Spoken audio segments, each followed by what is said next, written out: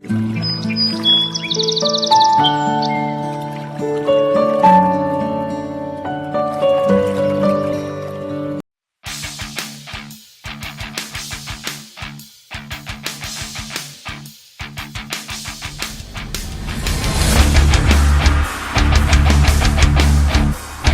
কনে যাচ্ছেন? যাচ্ছিলাম তো মনে মাঠে। কেন, কিছু বলবা? আব্বা 1000 টাকা লাগবে, গাড়ির তেল ভরবো। এই টাকা লাগবে মানে? পরশুর দিন নিলে 1000 টাকা, কালকে সন্ধ্যায় নিলে 200 টাকা। কলেজে কি তুই একাই যাস, আর কেউ যায় না? তোরা তো টাকা লাগে, 1 টাকাও দিবা না আব্বা কিন্তু। এই টাকা দেবে না মানে? জায়গা জমি টাকা পয়সা সব কি তোর একার? আমারও অর্ধেক ভাগ আছে। আর তুই ছোট হয়ে আমার মুখের উপর কথা বলিস কিভাবে? আব্বা কিন্তু এখনো মরে যায়নি। এই তোরা কি থামবি? ওই ঘরের বিছানের তলে 700 টাকা আছে, নিয়ে যা।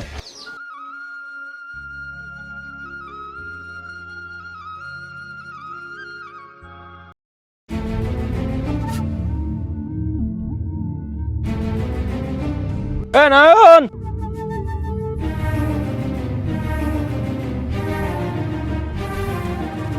কি অবস্থা বন্ধু?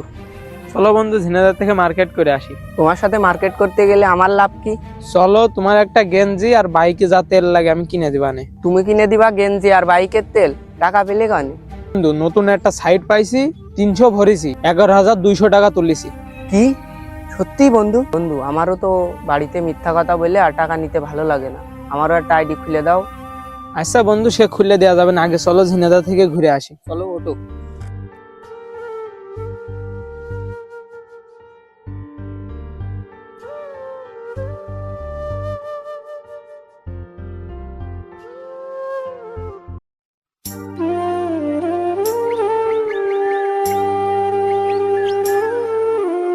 আব্বা, ভাত খেয়ে নেন। মনি, তোর বড় ভাই কোনে?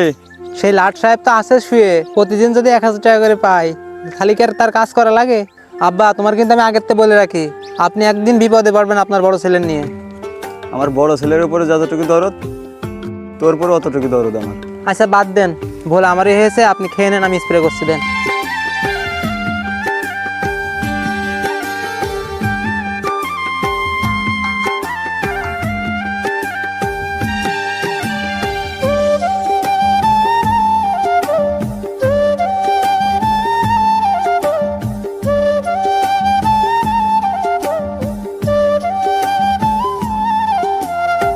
বন্ধু না, সিগারেট খাও।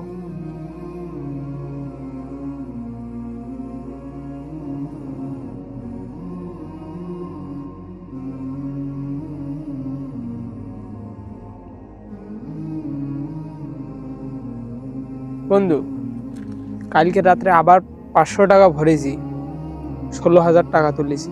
একটা জিনিস যা বুঝলাম বন্ধু, অল্প টাকায় খেলা নেই, যত টাকা বেশি ভরবা তত উইথড্র দিতে পারবা।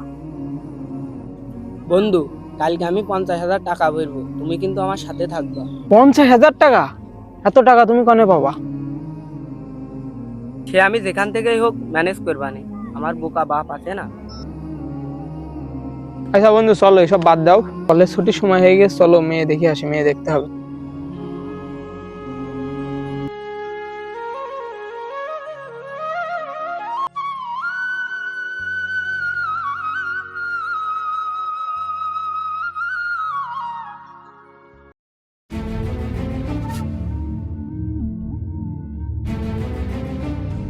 আব্বা এটা কথা ছিল। কি বল? জায়গা চাকরির কথা বলিলাম। ও নিঘাত, তোমার এখন টাকা লাগবে? তুই চুপ কর, বলো, তুমি বলো। 5 লাখ টাকা লাগবে, সেখানে এখন 50,000 জমা দিতে হবে। না আব্বা, নতুন ধান্দা, 1 টাকাও দিবা না তুমি। এই টাকা কিন্তু নেশাবানি করে সব উড়ি ফেলবে। বারবার বড় ভাই টাকা দাও, আমি কি ফাও নাকি? টাকা পয়সার আমার অর্ধেক ভাগ আছে। আচ্ছা বাবা, তুই এখন থাম। তোর বড় ভাই কয় টাকা দিলাম তুই হিসেব করে রাখ, তুই এই টাকা পাবি। যদি তুমি ভাবো মিথ্যা কথা বলে 500-1000 টাকা নিয়ে আমার ফাঁকি দিচ্ছ, এই ফাঁকে তুমি একদিন পড়বা। আচ্ছা মনি, টাকা আমি দিবা না, তুই কথা বলে দেখে। এমনি আয়, নামাজ পড়ে আসি।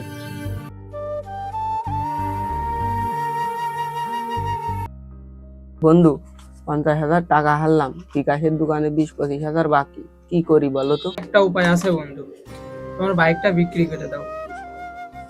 পাগল নাকি তুমি? বাইক বিক্রি করলে আমার বাড়ি জায়গা দেয়? তোমার এই বাইকের দাম কত?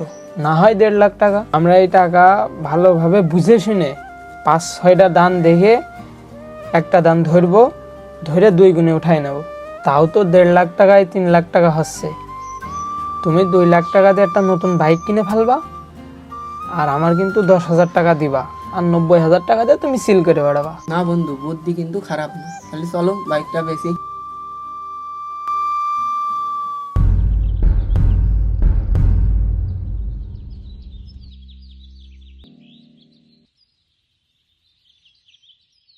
ভাই ফোন দিলেন কি আপনারা?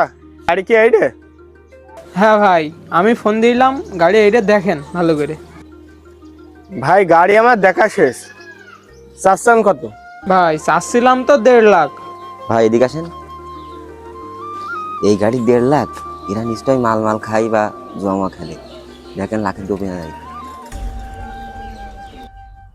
না ভাই, এই গাড়ি 1.5 লাখ, ওয়ান টেস্ট গাড়ি, কালার টালার জ্বলা, না ভাই হবে না।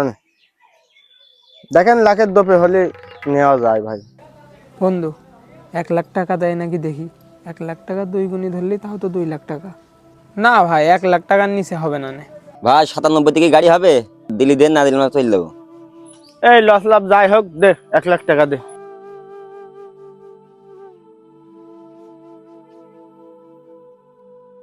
নেন ভাই, টাকা নেন। গাড়ির চাবিটা দেন। ঠিক আছে।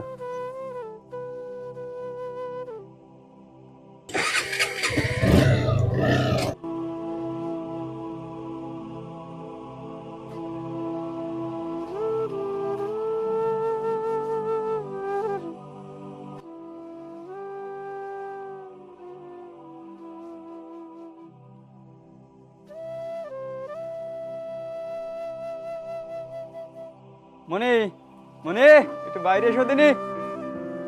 কে আসছে আব্বা, কিছু বলবা? তোর বড় ভাই কলেজ তো আসেনি? জমিদার কখন এসে দেখো, শুয়ে রেস মনে হয়। তোর বড় ভাই সে গাড়ি কই? গাড়ি মারি দেখছি না, তোরা 2 ভাই বাড়ি।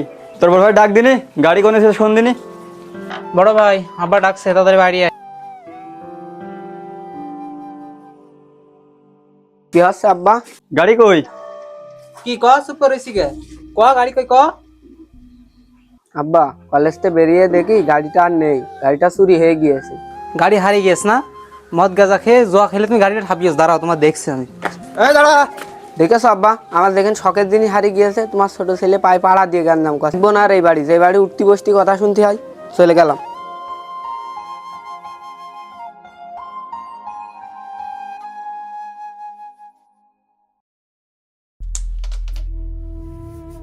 বন্ধু বাইক বেচলাম, 50,000 টাকা নিলাম, বাসাতে চাকরি বইলে সবই তো শেষ।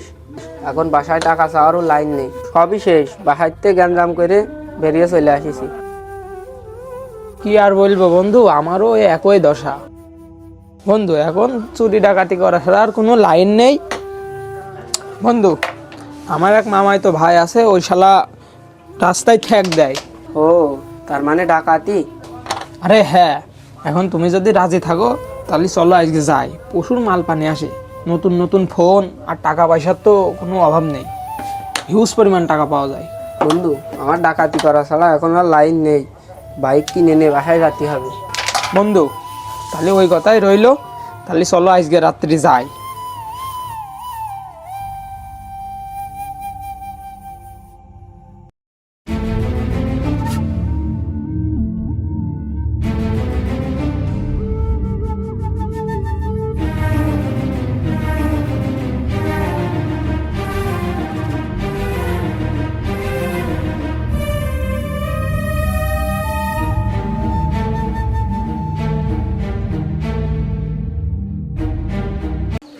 চাচা আসসালামু আলাইকুম। এখানে নয়ন থাকে না? হ্যাঁ, সে তো অনেক রাত্রি বাড়ি এসে ঘুমিয়ে রয়েছে। আচ্ছা চাচা, ওর একটু ডেকে দেন তো।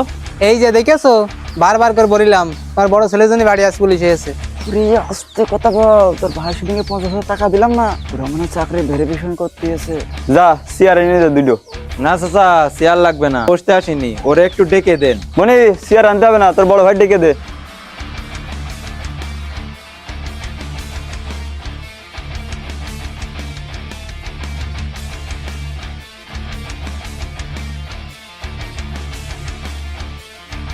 ও ভাই, ভাই তাড়াতাড়ি আব্বা ডাকছে তোর।